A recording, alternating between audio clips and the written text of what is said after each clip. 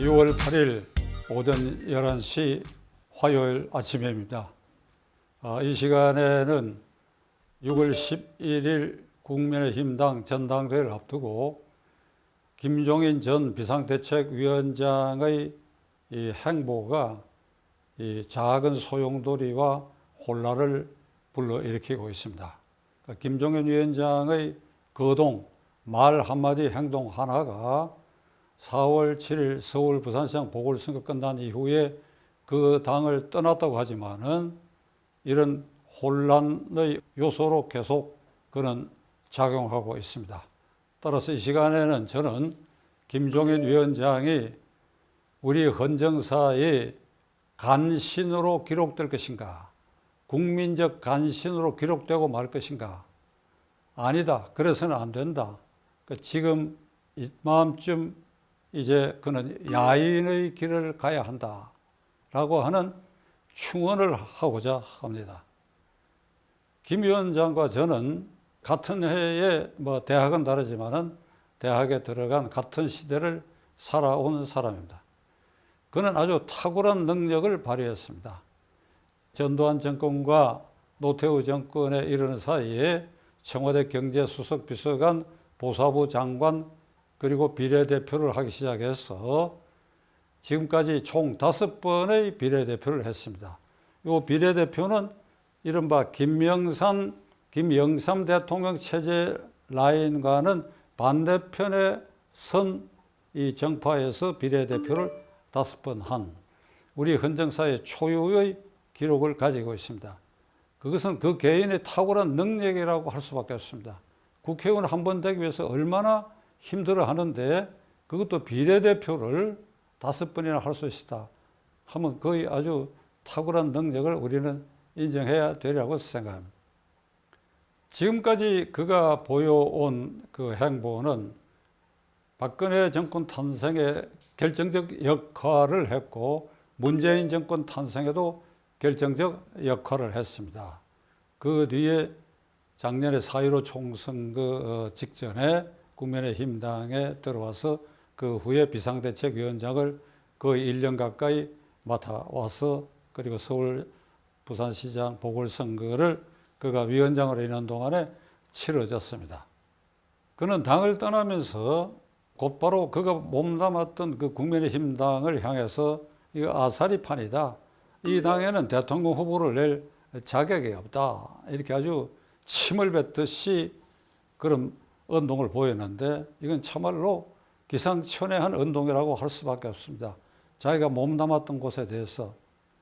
그리고 윤석열 검찰총장이 3월 달에 사임하고 곧바로 유력한 대통령 후보로 부상되자 윤석열에게는 별의 순간이 왔다. 그가 하기에 따라서는 대통령이 될 수 있다. 이런 말을 해가지고 그가 윤석열의 어떤 정치적 사부가 되려고 하는 것이 아닌가 하는 그런 추측을 낳게 했는데 윤석열 총장 측에서 이 김종인 위원장에 대해서는 전혀 눈길을 주지 않으니까 이제 아주 최근에 와갖고는 검사가 바로 대통령이 된 일이 없다. 이렇게 아주 쥐어박는 소리를 했어요. 검사 나부랭이가 어찌 대통령이 되느냐. 아주 이게 폄훼하는 이 발언을 서슴지 않고 하고 있는 것을 보아가 그의 의도가 무엇인지. 그러니까 윤석열 총장이 당연히 자기를 불러갖고 사부로 모시고 제3당을 창당하거나 그렇게 해서 대통령이 될 궁리를 해야지 이렇게 나를 이렇게 무시하느냐. 그런 감정에서 출발했는지 좌우간 윤석열 총장을 폄훼했고 그리고 국민의힘당 경선 과정에서 특히 대표 경선 과정에서 이준석 후보가 토론 과정에서 자기가 대표가 되면 대통령 선거인단을 꾸릴 때 선거대책위원장으로 모셔오겠다. 조건은 붙였어요. 대통령 후보 되는 네가 동의할 때 이런 조건은 붙였으나 이것이 역시 말썽의 꼬리가 돼가지고 그렇다면 윤석열 총장을 김종인 위원장이 이렇게 되면 배척한 입장에서 그리고 선대위원장으로 오게 되면 윤석열은 아예 국민의힘당으로 오기로 거의 작정한 것으로 알려져 있는데 이 상태도 그냥 뭉그러뜨리는가 하는 어떤 의혹 때문에 지금 권리당원 등의 이 온라인 투표가 진행되고 있는데 상당한 어떤 영향, 이준석에게는 불리하고 다른 후보에게는 유리한 어떤 영향을 주는 어떤 요소의 구실을 하고 있다. 4월 7일 서울시장 보궐선거에 대해서도 그는 끝까지 3자 필승론, 그러니까 민주당 여당 나오고 국민의힘당 야당 후보 나오고 안철수 뭐 자기 당 이름으로 나오고 그래도 국민의힘당 우리가 이길 수 있다. 3장 필승론을 마지막 순간까지 고집을 했고 안철수를 거부했는데 이거 여론과 대세에 밀려가지고 또 안철수 국민의당 대표가 어떤 희생적 각오로 단일화에 추진하고 매진함으로써 결국 어렵게 오세훈 쪽으로 단일 후보가 돼가지고 압승을 거뒀는데 이 결과는 김종인 위원장의 공이라고 하는 것은 저는 없다고 생각합니다. 오히려 그 존재가 더 많은 표를 얻을 수 있는 그 요인을 깎아먹었다. 그러한데도 국민의힘당 초선 의원 일부는 그래도 여전히 김종인 위원장의 존재 가치가 높으니까 영입해야 된다. 이번 경선 과정에서 그런 얘기가 튀어나올 정도로 하여간 김종인 요소는 이 순간까지 계속 말썽의 꼬리, 말썽의 대상이 되고 있다. 저는 김종인 위원장에게 묻고자 합니다. 4.7 보궐선거에 진심으로 민주당 후보를 꺾어야 되겠다고 하는 확신을 갖고 있었습니까? 4월 7일 보궐선거 과정에서 곳곳에서 뭐 지원 유세도 하고 한 것 같은데 제 기억으로는 문재인 정권 4년 실정에 대해서 조목조목 제1야당의 비상대책위원장 당수니까 이걸 성토하거나 공격하고 한 것을 본 일이 없고 특히 오세훈 위원장이 엉뚱한 마타투에 휘말려 있었을 때도 이를 적극 해명하거나 또 나아가 민주당 후보의 여러 문제점에 대해서도 한 번도 그것을 거론하거나 공격한 사실이 없다. 국민의힘당 당수가 4월 7일 특히 서울시장 보궐선거에 있어서는 한 일이 없다. 오히려 소극적 방해꾼이었지 않느냐. 이런 의혹을 갖게 했고 그리고 지금 이 순간 오늘 6월 8일 오전 이 순간 나는 김종인 위원장이 내년 3월 9일 대통령 선거에 있어서 문재인 정권을 무너뜨리고 문재인 정권에 반대하는 제 세력 가운데서 나온 대통령 후보가 당선되기를 꼭 원하고 있는가 하는 걸 묻지 않을 수가 없습니다. 원하고 있는가? 이것은 김종인 위원장이 문재인 정권 4년의 평가를 어떻게 하느냐 하는 것과도 연결되는데 그에 대해서 많은 국민들이, 압도적 국민들이 문재인 정권을 바라보며 비판하는 많은 국민들이 지금까지 보지 못한 정권이었다. 그 정권은 완전히 실패했다. 더 이상 이런 정권을 볼 수 없다. 이런 지경에까지 이르렀는데 김종인 위원장은 이 문제에 있어서 그 기본 생각이 어떤 것이냐. 그리고 진정으로 야권의 대통령 후보 단일화를 위해서 본인이 어떤 형태든지 간에 그것을 위한 기여하겠다는 속마음이 조금이라도 있는가.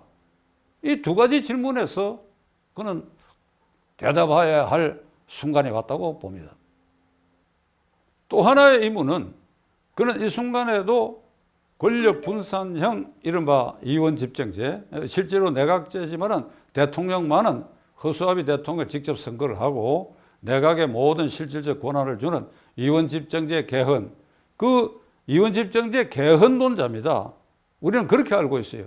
지금 이 순간에도 이원 집정제 개헌이라고 하는 이런 구도가 달성될 수 있으면 내가 여기에 기여하겠다, 여기에 한몫하겠다 하는 생각을 지금도 하고 있지 않느냐? 하고 있지 않다고 한다면 이걸 분명히 해야 할 것입니다. 자, 국민의힘당은 대통령 후보가 마땅한 사람이 없다. 윤석열도 거기 들어가서 단일 후보 되는 것이 못마땅하다. 그러면 야권 대통령 후보에 마땅한 사람이 없다.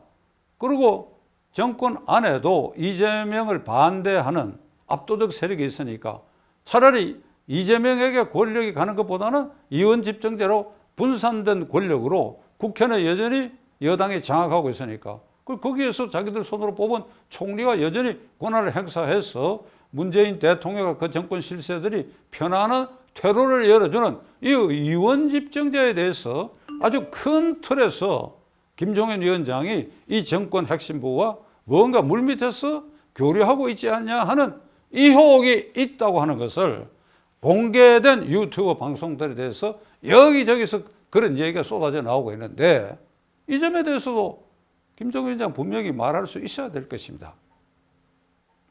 이쯤에서 오늘의 결론을 내리려고 합니다.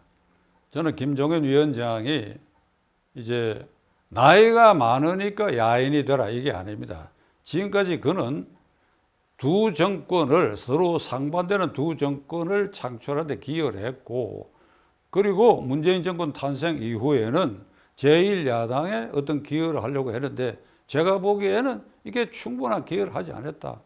그런데 여전히 내년 3월 9일 대통령 선거 국면에서 김종인 요소가 분열의 씨앗, 혼란의 씨앗이 될 가능성이 있다. 이렇게 되면 그 선거 결과와 관계없이 김종인 위원장은 우리 헌정사의 간신, 국민적 간신으로 기록될 수밖에 없다.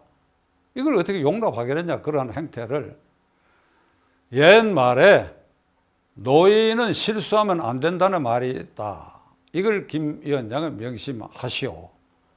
젊은 사람은 실수해도 회복할 시간이 있지만 노인은 실수하면 안 된다. 제가 보기에 최근에 실수한 거 많아요. 더 이상 실수하지 말아요. 회복할 길이 없습니다. 이쯤에서 모든 걸 털고 자신의 어떤 의지, 욕망, 욕구가 있다 하더라도 다 내려놓고 야인의 길을 덤성덤성 가기를 간절히 바랍니다. 시청해 주셔서 감사합니다.